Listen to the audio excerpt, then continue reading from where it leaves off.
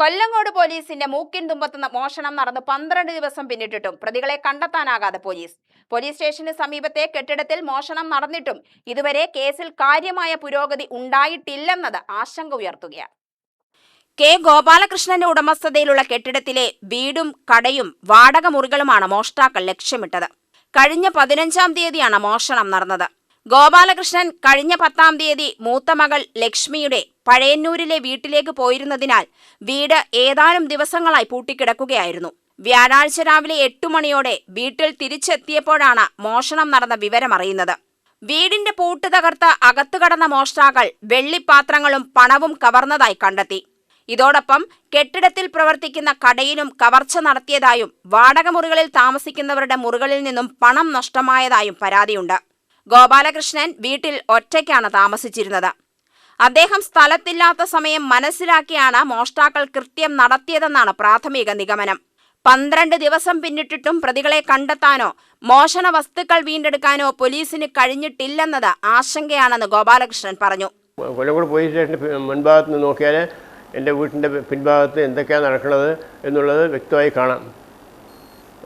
ഇത്രയും പൂട്ട് പൊളിച്ചത്, പീടികളുടെ വീട്ടിൻ്റെ പൊളിച്ചത്, വീട്ട് പൊളിച്ചത് ഒക്കെ അവരുടെ പോലീസുകാരുടെ ഒരു വശത്തെ അജാഗ്രതയാണ്. നമ്മളതിനെ ഒന്നും ക്വസ്റ്റ്യൻ ചെയ്യാൻ പറ്റില്ലല്ലോ, ഉദ്യോഗസ്ഥന്മാരല്ലേ. അപ്പോൾ എൻ്റെ വീട്ടിൽ സുമാർ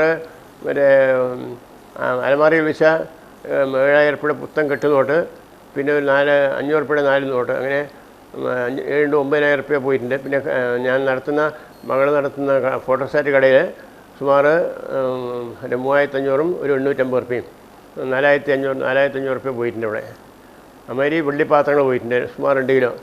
അത് അലമാര കുത്തിപ്പൊളിച്ചിട്ട് പൈസ വയ്ക്കണം, അലമാരയും കുത്തിപ്പൊളിച്ചിട്ടിരിക്കുകയാണ്. പിന്നെ ഡോറും കുത്തിപ്പൊളിച്ചിരിക്കുകയാണ് വീടിൻ്റെ, കടയുടെ വീട്. നമ്മൾ ഇവിടെ താമസിക്കുന്നതായി പേടിയായിട്ടാണ്. ഞാൻ ഒറ്റയ്ക്കാണ് താമസിക്കണം. ഇവിടെ എനിക്ക് ഭാര്യയില്ല, 2 പെൺകുട്ടികളാണ്. അവർക്ക് 2 ഒരാൾ പഴയന്നൂരും ഒരാൾ തൃശ്ശൂരും കല്യാണം കഴിച്ച് കൊടുത്തിട്ടുണ്ട്. അപ്പോൾ ഞാൻ ഒറ്റയ്ക്കാണ്. എനിക്ക് ഇടയ്ക്കിടയ്ക്ക് മകളുടെ വീട്ടിൽ പോവും, ഇങ്ങനെ 10 ദിവസം പോയിരിക്കും, പിന്നെയും വരും. ഞാൻ മകളുടെ വീട്ടിൽ പോയിട്ട് വന്ന സമയത്താണ് ഇത് പ്രാദേശികമായി അറിയുന്ന ആൾക്കാരാണ്. ആരാണെന്ന് കണ്ടുപിടിക്കാൻ പറ്റില്ലല്ലോ, ലോക്കലായിട്ട് അറിയുന്ന ആൾക്കാരായിരിക്കും എന്നാണ് എല്ലാവരുടെയും നിഗമനം. പ്രതികളെ എത്രയും വേഗം കണ്ടെത്തി മോഷണ വസ്തുക്കൾ വീണ്ടെടുക്കണമെന്ന ആവശ്യമാണ് ഇദ്ദേഹം ഉയർത്തുന്നത്. രാത്രി കിടക്കുമ്പോൾ എന്തോ ശബ്ദം കേട്ടു എണിച്ചു. എന്നിട്ട് അയാളെ എണിക്കാതിരിക്കാൻ വേണ്ടിയിട്ട് അയാളെ എന്തോ മയക്കുമരുന്ന് ക്ലോറോഫാം എന്തോ ഇട്ടിട്ട് രാവിലെ സാധാരണ 5 മണിക്ക് എണിക്കുന്ന ആൾ രാവിലെ 9 മണിയായാലും എണിച്ചിട്ടില്ല. അയാളുടെ മുഖത്തെന്തോ ക്ലോറോഫാം എന്തോ ഇട്ടിട്ട് അങ്ങനെ ആയിട്ടുണ്ട്, ശബ്ദം കേൾക്കാത്ത മാതിരി. എന്നിട്ടാണ് ഇത് കാര്യം നടന്നത്. അയാളുടെ തൊട്ട വീടാണ് ജോത്സ്യൻ്റെ റൂം. അതിൻ്റെ തൊട്ട അടുത്താണ് ഡോക്ടർ താമസിക്കുന്ന വീട്. ഡോക്ടർ കളി കാണാൻ വേണ്ടി എവിടെ പോയിട്ടുണ്ടായിരുന്നു അയാളുടെ സുഹൃത്തിൻ്റെ വീട്ടിൽ. അന്ന് രാത്രിയാണ് ഡോക്ടറുടെ വീട് പൂട്ട് പൊളിച്ചിരിക്കുന്നത്. ഈ പൂട്ട് പൊളിച്ചതും ഒക്കെ അവിടെ നിന്ന് നോക്കിയാൽ പ്രത്യേകം കാണാം. അവിടുന്ന് പോലീസ് സ്റ്റേഷൻ നേരിട്ട് കണ്ടാൽ അവിടെ നിന്ന് നോക്കിയാൽ കാണുന്ന ഒരു അവസ്ഥയിലാണ് ഡോക്ടറുടെ റൂം.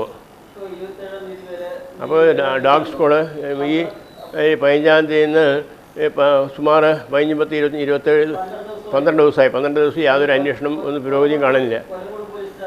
യുഡിവി ന്യൂസ്, പാലക്കാട്.